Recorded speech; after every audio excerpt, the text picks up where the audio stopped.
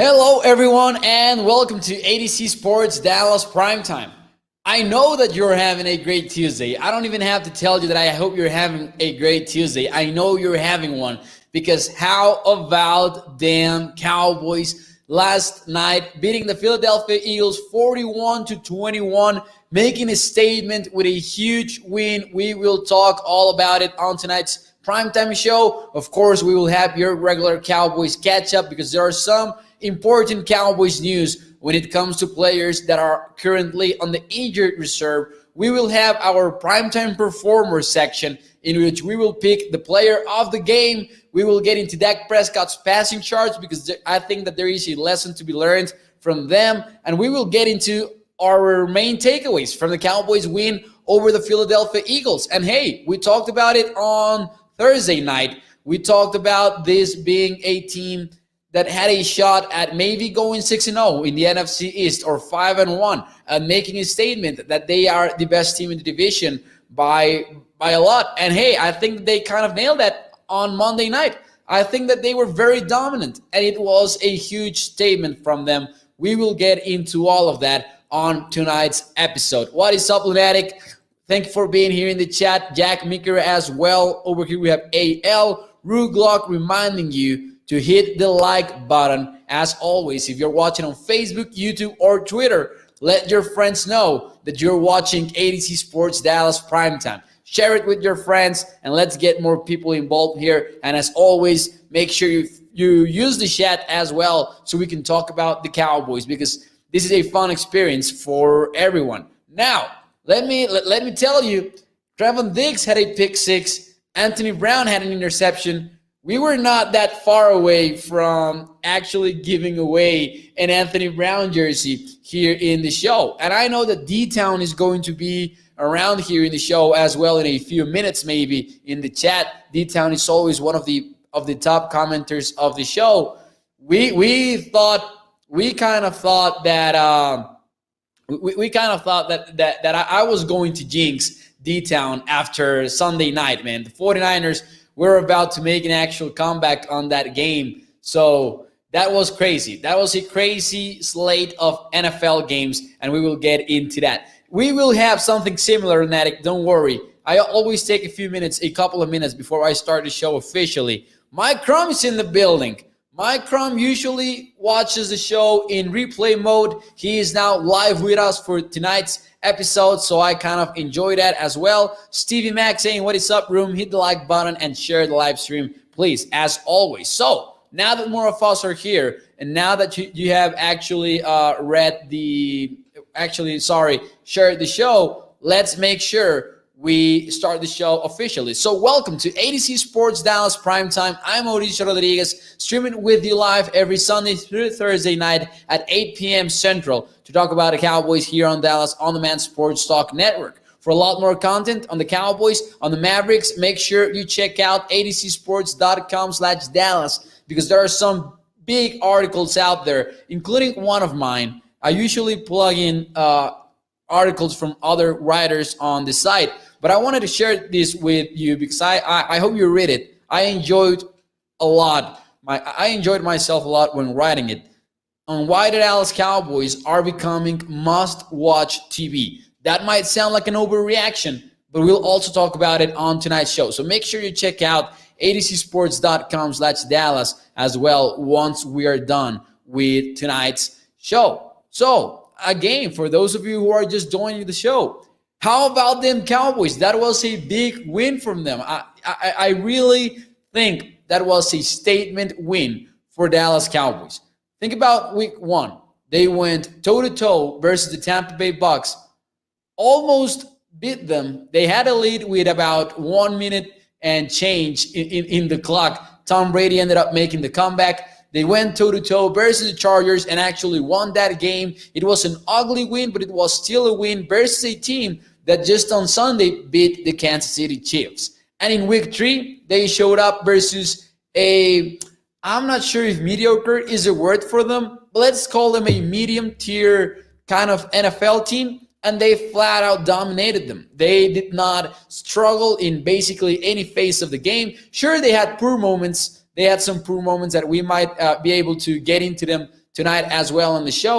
But overall, the Cowboys were dominant on offense, on defense, and even on special teams. They had some big plays. Oh, D-Town is here in the show. Victory Tuesday. Thank you for the comment and the donation, D-Town. Almost jinxed myself with the premature celebration on that Green Game Sunday night, but they covered the 3 points at the end, says D-Town.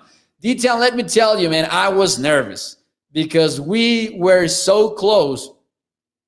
We were so close to joining, to jinxing you, indeed. Nights are tough to get on live, says City Piglet. You and Sky with your each time starts, LOL, says Primetime Phil. Yeah, you either get us late or you get us early. That is how we do things here on ADC Sports. But it's also designed, all kidding aside, for us to be on when most of you have a chance to listen to the shows. And as always, make sure, and this is important, make sure you remember that you can always catch the replay, not only on video, but we are uploading these episodes in podcast fashion. So if you want to listen to, for example, Primetime on your way to work, you can listen to them on the ADC Dallas, the ADC Sports Dallas Spotify channel or iTunes channel. And then you can listen maybe to Will on your way back, because by then it will already be uploaded. So make sure you remember that as well. And, you know, we are around to give you the best Cowboys content out there. Cowboys playing complementary football, that's what we've been missing, says Jeremy. ADCsports.com/Dallas. TV Mac with the site, thank you for that. Man, I enjoy your comments most in any stream we are in. The Lunatic, says Jack Meeker. Lunatic always brings the fire in the chat. So yeah, we almost jinxed D-Town's parlay that got him $780 according to his comments. Aaron Goff says, "Hi, I am Aaron Goff and I am a huge Tennessee Titans fan," says Aaron. I'm not sure if this is part of a bet someone is paying or is just Aaron sharing with us that he is a Titans fan. But anyways, welcome. And as always, remember that there's also ADC Sports Nashville, which you can always check out on the Cowboys. I did not mess up and start streaming on the Nashville side, did I? No, I did not. All right. That was a little bit of a scare there. Well, before we get into the actual game and the takeaways, let's do a little bit of a Cowboys catch-up section because there was some important news on the Cowboys today. So let's get to it. And Mike McCarthy talked about some players earlier today. He talked about some players on the injured reserve. Of course, since it's already week 4, some NFL players, some Cowboys players are already eligible to return. But according to Mike McCarthy, they will not be activated this week. So Kelvin Joseph would be able to be activated if the Cowboys wanted him to or if they thought he is ready.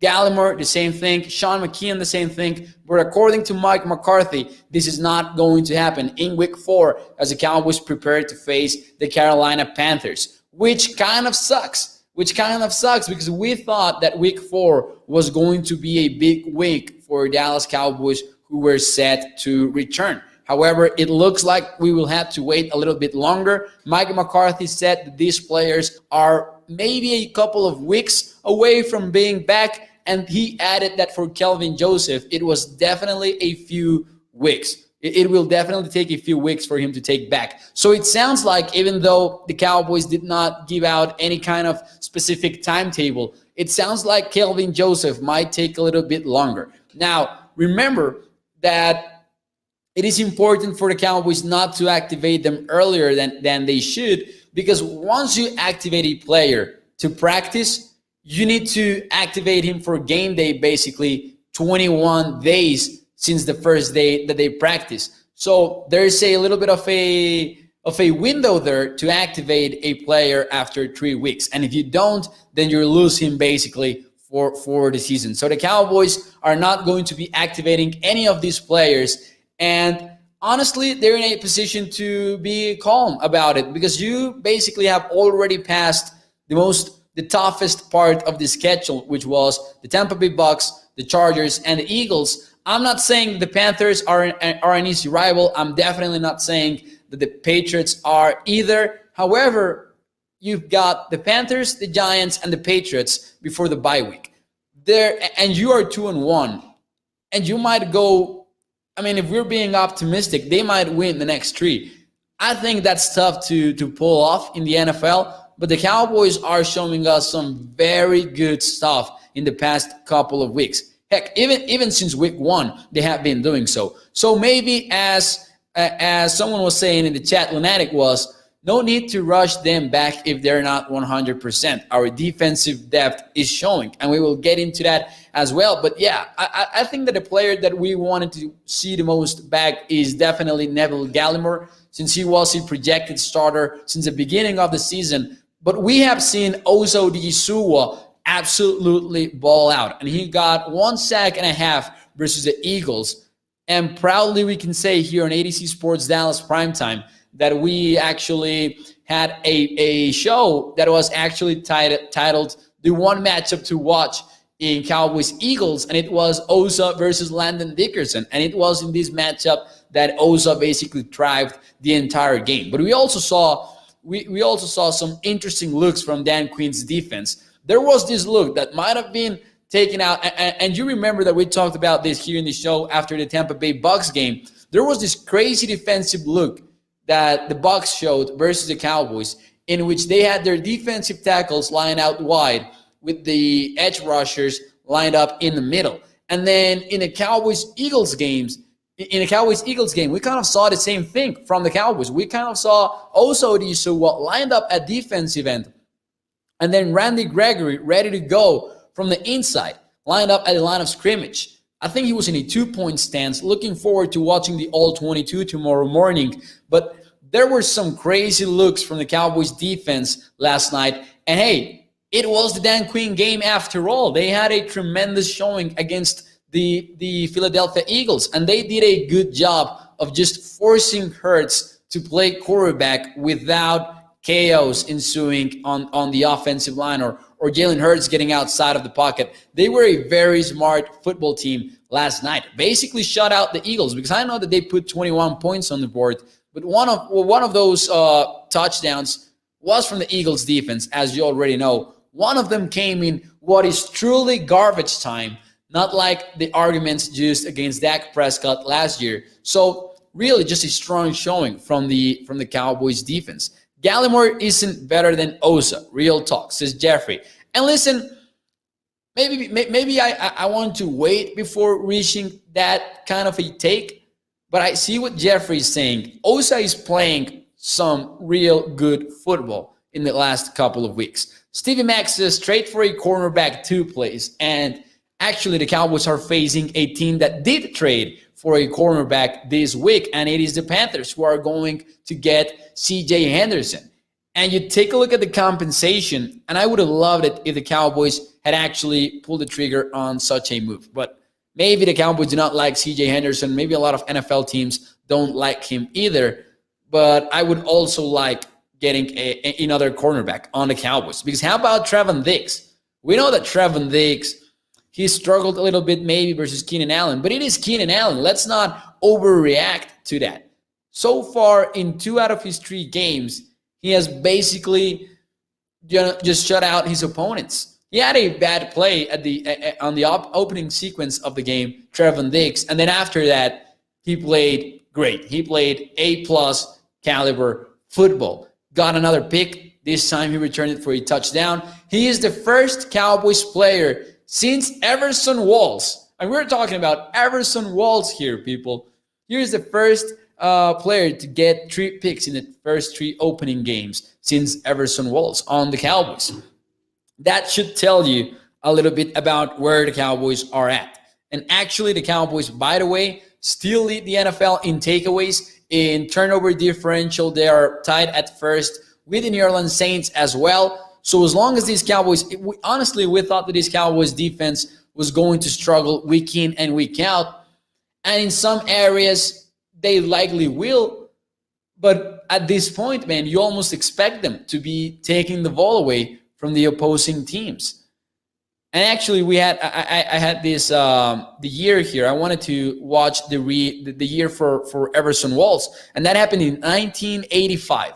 The last time that a Cowboys defender had 3 interceptions in 3 consecutive games. Well, had an interception in the first 3 games of the season. Lunatic says, Stevie or Mo, do you have the link to Mo's appearance on Telemundo? I should have it. Let me just, I will put it in the chat further as we get ready to close out the show, in case Stevie Mac is not able to get it for you. We will try to get it. Because, I was on Telemundo, by the way, on Telemundo Dallas, and it was very fun to be out there after the Chargers game. And then I had another appearance on Telemundo McAllen before the Cowboys-Eagles game. So that was fun, and thank you, Lunatic, for being on the lookout for that. Anthony Brown played a good game, says D-Town. He's not going anywhere, and they're going to stop throwing at Diggs soon, possibly, says D-Town. Better game. Cash Williams says he dislikes the button. You can't down talk size makes 0 sense. Makes 0 sense. That is actually kind of fun, that he kind of wanted to say that it made zero sense, and then he misspelled it. That is fun. You cannot deny that. That was actually kind of funny. Dallas Young says, Neil probably will not play against the Panthers, right, since he is not vaccinated. So his status is in question. Keanu Neal's status is in question. I really do not know. He has not been ruled out. He might miss the game, definitely. He might miss it. But he did test positive for the Cowboys. So I think it would be a stretch to expect him to actually play versus the Carolina Panthers. And listen, Leighton Vander Esch and Jalen Smith did not have a very bad game. They had some bad moments maybe, but overall I think that the Cowboys defense kind of hit it really well. Of course, the offense that you're facing versus the Panthers, even without Christian McCaffrey, might be a more dynamic, might be a little bit more dynamic. The thing with the Eagles is that if you take those plays in which Jalen Hurts is able to scramble out of the pocket and look for the big throw amid the big chaos, if you're able to avoid that, then the Eagles do not have plenty of ways to actually go at you and hurt you on offense. So I think that really just takes away a lot of the Eagles, ways to actually hurt you. And Carolina might have a little bit more than that. They might have a little bit more than that. Now, my first question from me to you in the chat is, who gets your Primetime Performer of the Week honors? Who is your player of the week? Because honestly, and this is a good thing for the Cowboys, there are just a lot of options, and it's very difficult to come down to one.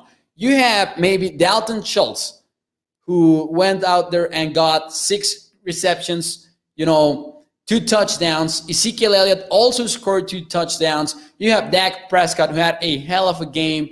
You have players on defense who also deserve some credit, from Oso Diisuwa to Trevon Diggs, even to Jaron Kears, or even Micah Parsons. Again, even though he did not have multiple sacks or anything like that, Micah Parsons, again, was able to show up as a pass rusher for the Cowboys. Randy Gregory generated a lot of pressure, disrupted a lot of plays, even though he did not get a sack. Randy Gregory also had a strong comeback showing. So it's difficult to come down to one. And in my opinion, I kind of struggled with this one, but I will go with Dalton Schultz, just because he led the team in receptions, in receiving yards when Amari Cooper was injured and he did not get a lot of action, only got 3 catches on the night.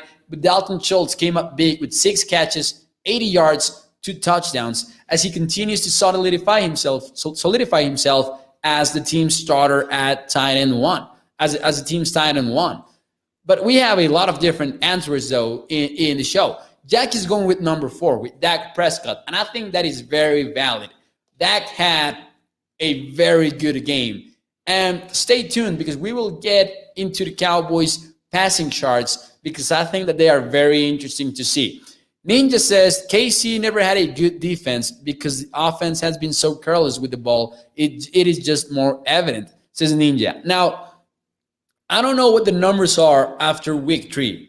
I will tell you that. But I know that after week 2, they were 32nd in DVOA, according to defensive DVOA, when in 2019, 2018, that I agree that the defense has never been good there, they were about 18th or 19th. So Kansas has had a slower start on defense than usual, even though they have never had a very good defense, as Ninja is saying there in the chat. I think that is right, but I do think that there is also an argument to be made that they are in a worse spot in 2020.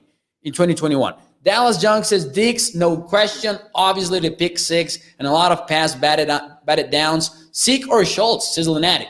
How about Ezekiel Elliott? He basically read all of the tweets, read all of the articles, listened to all of the shows and podcasts, maybe including ADC Sports Dallas Primetime. He took it personal, like Michael Jordan would have, and he showed up big for the Cowboys last night. 95 rushing yards, 5.6 yards per carry to Tony Pollard's 5.5, by the way.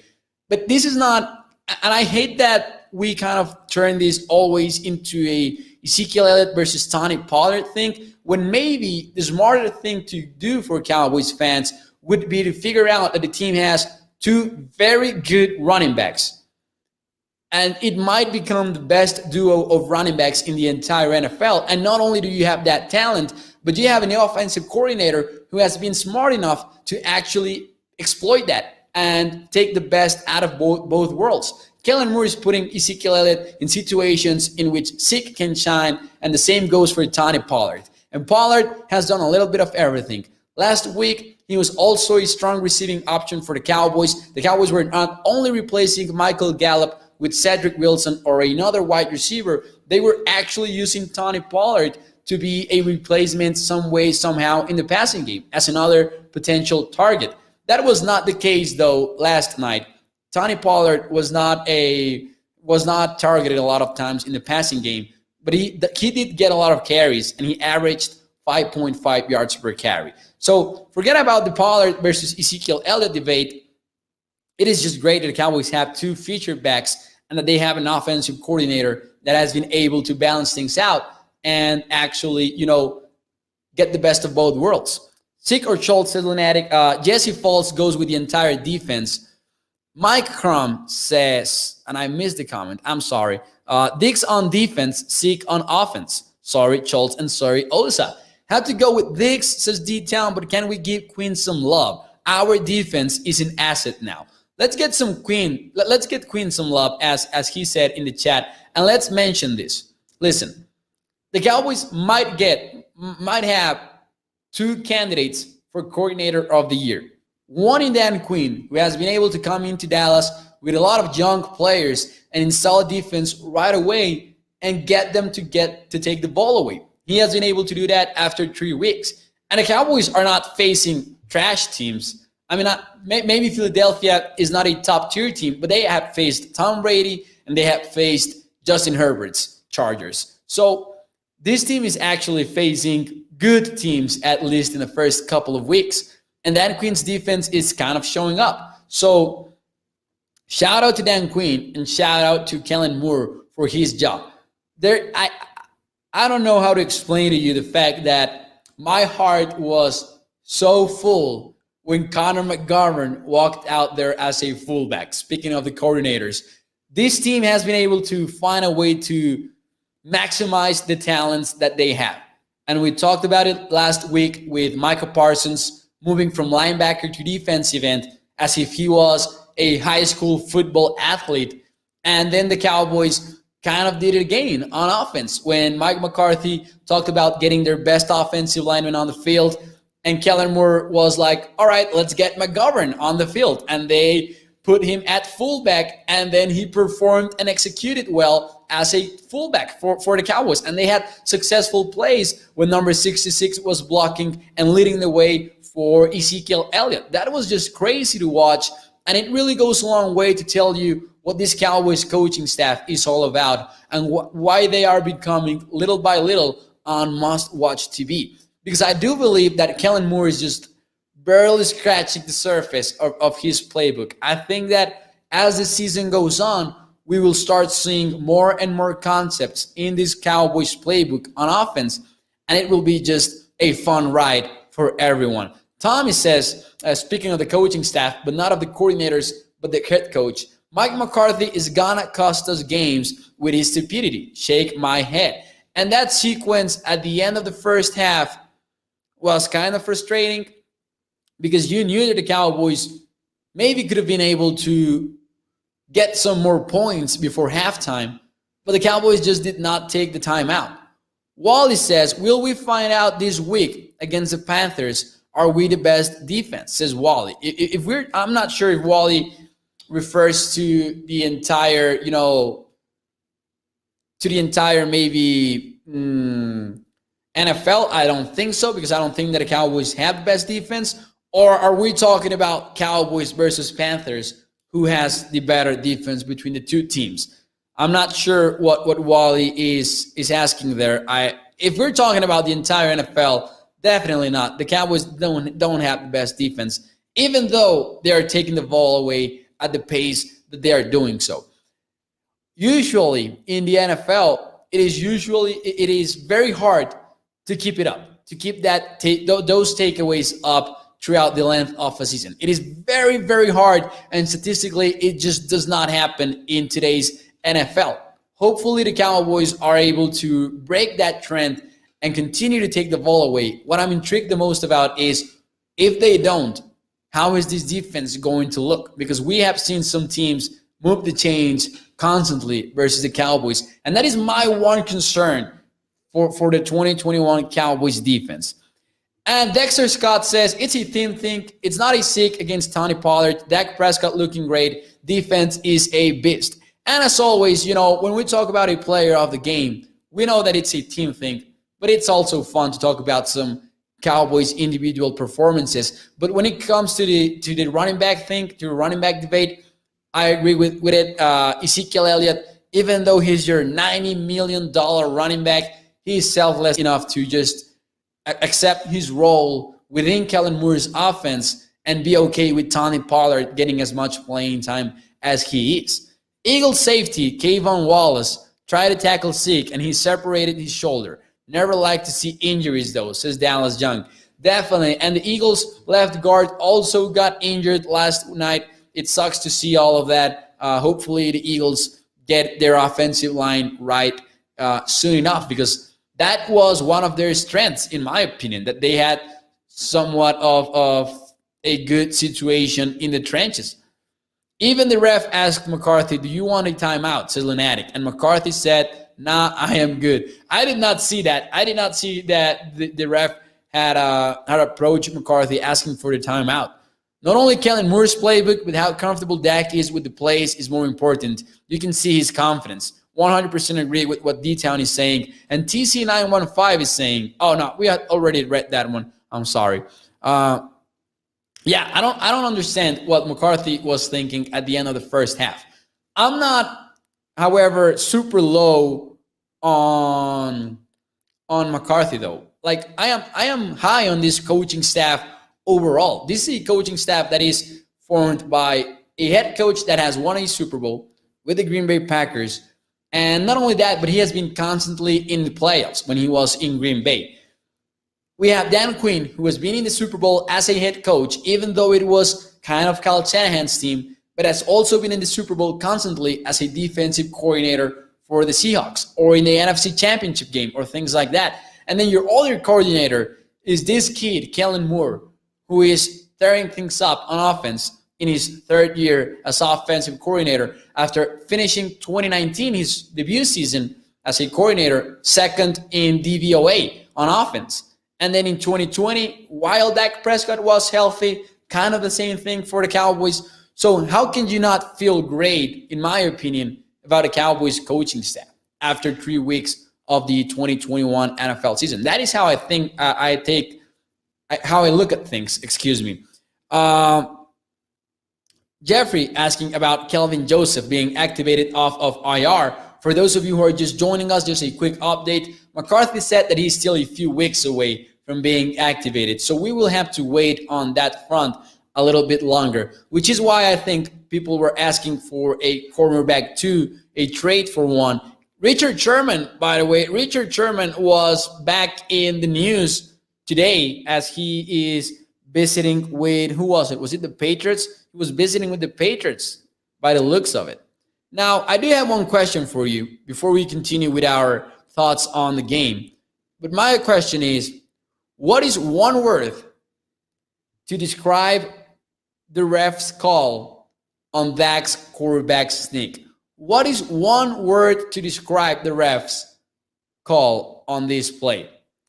I have a feeling that I will not be able to read all of the answers. Oh, Tampa, excuse me. Yeah, I kind of yeah, definitely. It was the Tampa Bay Bucks. I have this weird thing in which I'm confusing constantly the Buccaneers and the Patriots because of Tom Brady. So thank you for the correction, chat. Stevie Mac, Jesse, and Ninja correcting me with the Richard Sherman report that he was visiting the Tampa Bay Bucks. So we already have some answers on the question. And, some of them, as I predicted, I cannot read. But TC says, BS, Brian Matthews blind, Jeffrey going with horrendous, Marcelo says robbery, Dallas Young idiotic, City Piglet confounding. Did you see Dak Prescott giving us the Jimster from The Office after they called the play short of the goal line? And here is my frustration with it. It was clearly a touchdown when the play was going on. Some people are arguing that the play was already blown dead, and I don't think that makes any kind of sense, because even if it was blown dead before he actually reaches out with his arms, that would have been a terrible whistle to blow at that moment, because the play was not over at all. It was not close to being over, so it could not have been blown dead. That's the main point that frustrates me. Then number two, are we looking at the same picture than the refs? Are the refs not watching any kind of video on the replay? Because I thought that was just crazy to not overturn. Maybe you can make an argument that, the rule says that you need to have a shot that clearly shows the ball over the goal line before that goes down or before the ball is taken out of his hands. You don't have that clear shot. So maybe there is 5% of sense in the refs not overruling it. However, the fact that it had to be overruled in the first place is a thing that clearly, to me, is the most frustrating thing about it all. Now, it did not turn out to be a huge deal for the Cowboys, but imagine if this was a close game, similar to the one versus the Bucks, similar to the one versus the Chargers. And it just sucks to be on that situation for the Cowboys. NFL scores are rigged more than ever with the allowed betting, says Marcelo. Now, I kind of see where the feeling is coming from. I think that the refs have been horrible for the past few years. So I really don't think that this is about the NFL being rigged. I just think that, the refs are messing up constantly, and the NFL has to do something about its officiating. Hopefully they do. Anyone else wonder what Zeke was doing in the huddle in the last minute or so of the game? Well, he was clearly twerking, in my opinion. He was just celebrating and having fun. And there's just this random love that I have for the Cowboys doing Landry shift, but I loved it even more since the backups were already in, and then the starters were able to go back into that playing field to get the Landry shift going, and they actually pulled it off twice. You can clearly see where Dak was from the overhead view, says Brian. Ninja says, I forget which guy brought it up, either Hellman or Edelman, but the NFL needs to chip that ball. And I think that Hellman tweeted out that Kellen Moore said that they asked Kellen Moore about it post-game, or I think it was maybe today, and Kellen Moore responded like, I don't know, maybe put a chip on a football or something. Even the TV ref analyst said touchdown. What feet were the NFL's looking at? That overhead view was pretty clear, in my opinion, says Ninja. I think that we can all agree on that. We can all agree on the fact that this was a touchdown for Dak Prescott.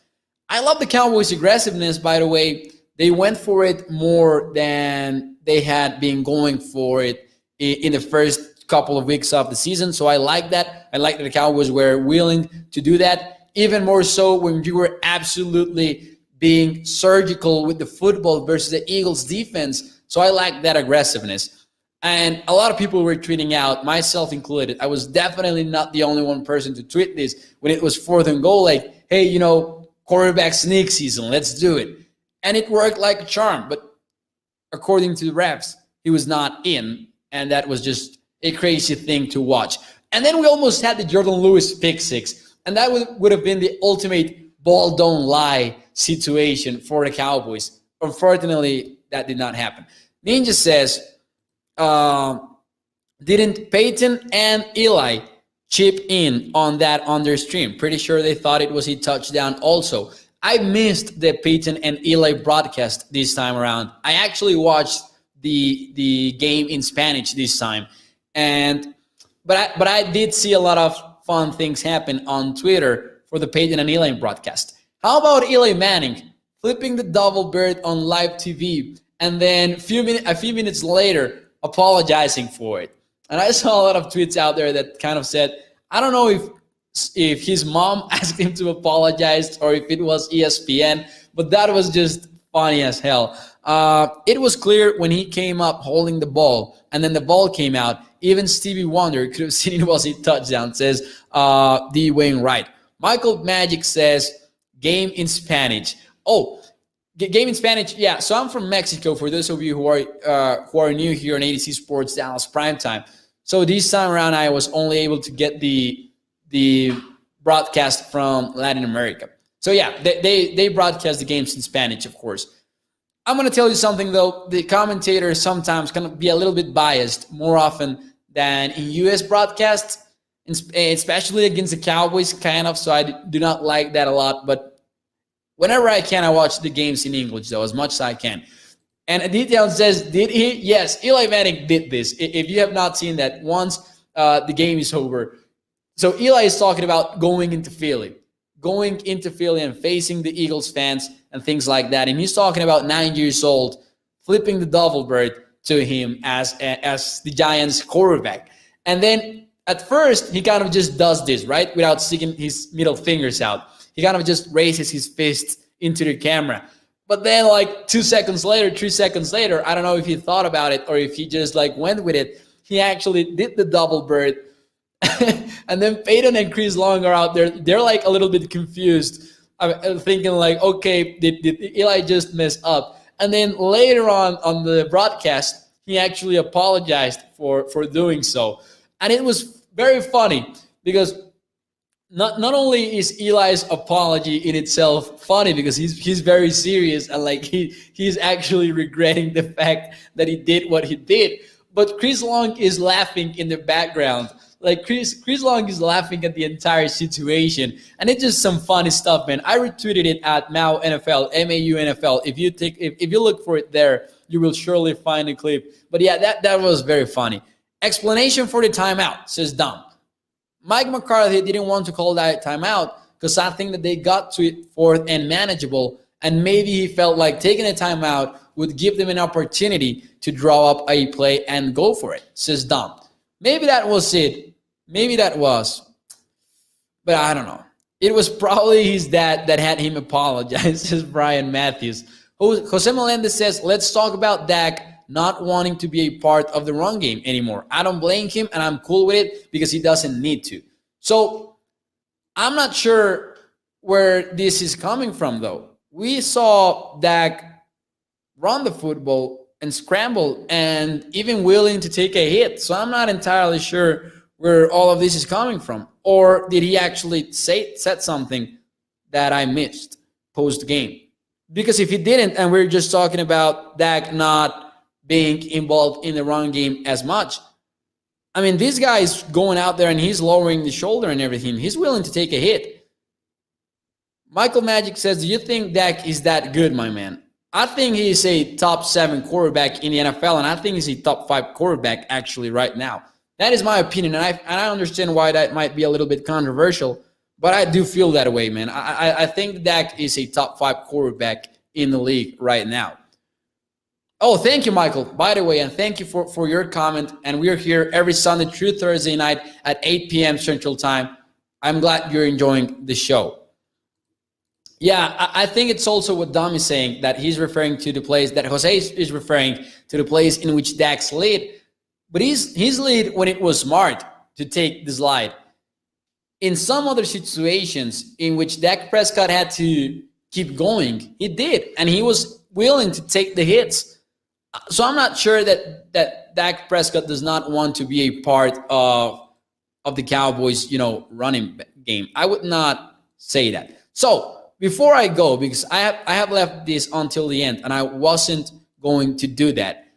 But speaking of Dak Prescott, let's take a look at his passing charts. And I thought this was very different, one from another. We have the passing charts from week 1. We have the passing charts from week 2 and from week 3. And obviously, the week 1 is a little bit crazy because he did attempt 58 passes and he threw it all over the field and got in a lot of deep attempts, especially for touchdowns. He had a long touchdown versus the Bucs, for example, the one to Amari Cooper in the corner of the end zone. And then in week 2, we saw a lot of short plays, maybe a little bit, weighted to the left side. And then versus the Eagles, we saw Dak Prescott attack the right side of the field a lot, but also up the middle, including that big completion up the middle. I like these passing charts, and I like watching them at the same time because it really speaks a lot to what Kellen Moore is doing. Kellen Moore, after the week 2 game, went out there and he said, we are aggressively taking what the defense is giving us. That was Kellen Moore's quote after the Chargers game. They asked him about the offensive philosophy, and he said, aggressively take what they are giving us. And if you take a look at the Cowboys game plan for each of the 3 games that they have played so far, and the Dak's passing charts are only one of the ways that you can envision this. The Cowboys are really doing that. The Cowboys are really watching the defense that they are going to play, and they are adjusting to attack their weaknesses. And this is a very different philosophy maybe from the time in which Jason Garrett was head coach of this team, in which the Cowboys seemed to be more inclined to play strength versus strength instead of adjusting to attack each team's weakness. And I love that about the 2021 Cowboys. I love that about Kellen Moore. And that is one of the many reasons why I think Kellen Moore should be in consideration to be coordinator of the year, even after 3 weeks. And we all, of course, have to wait. It's only week 3. We have only been playing 3 weeks this season. So things might be able to change. But so far, we have seen different opponents. And in each of them, we have kind of seen a different Dak Prescott. We will see what happens next week. Someone talked in the chat, I can't remember who it was. Someone mentioned the Panthers' defensive ends and that they were a concern. And definitely a very different situation from this week versus the Eagles, in which you were not that concerned about holding off pressure from the edges because you kind of knew that the Cowboys might have had the advantage there with Brandon Graham being ruled out for the Eagles. But that might be different versus the Panthers, especially with Burns. And Burns kind of was dealing with an injury, but I think that it was not that serious, so he should be ready to go next week. But let's be on the lookout for that as well. AJ did break that Jimmy Johnson story on here. It says D-Town. They did hold a Hall of Fame celebration for Drew Pearson, for Jimmy Johnson and stuff like that. Definitely a good comment from AJ. But if I'm not mistaken, they were not inducted into the Ring of Honor. We're right on that, if I'm not mistaken. Thank you for the donation as well, D-Town. D-Town is really just enjoying his $780 parlay. Congrats to D-Town, all kidding aside. Dak has been a top 5 quarterback. First time he's had a good coaching staff, says Jeremy, and a defense that can make plays. That's what all elite quarterbacks need. Stevie Max says, I couldn't find that Telemundo clip. Let me see if I can find it while we just close out the show. It was a big win for the Cowboys. Listen, it was a huge win for the Cowboys. It's always very fun to talk about it here in the show, about it with you guys. But also, let's just keep in mind that the Cowboys still have a lot of football to be played. Right now, they're 2-1 in the division. They're 2-1 in the division. They're number 1. And we talked on Sunday night about the Cowboys being the top team in the NFC East, maybe by a wide margin. That might be the case after beating the Eagles the way they did in Monday Night Football. Washington is definitely struggling, even on defense that was supposed to be their elite unit. The Giants are the worst team in the division, And in my opinion, it's not even close. They just lost to the Falcons, by the way, in week 3. So the Cowboys are in a position in which there is simply no excuse to not be champions of the NFC East. And after what we saw versus the Eagles, after what we've seen versus the Chargers and the Bucs, this is a team that can beat just about anybody in the NFL. The Rams might be the top team now in the NFC after beating the Bucs. They might be. But you never know what can happen. I'm still looking for that clip that someone asked for in the chat. I think it was Lunatic who asked for the Telemundo clip.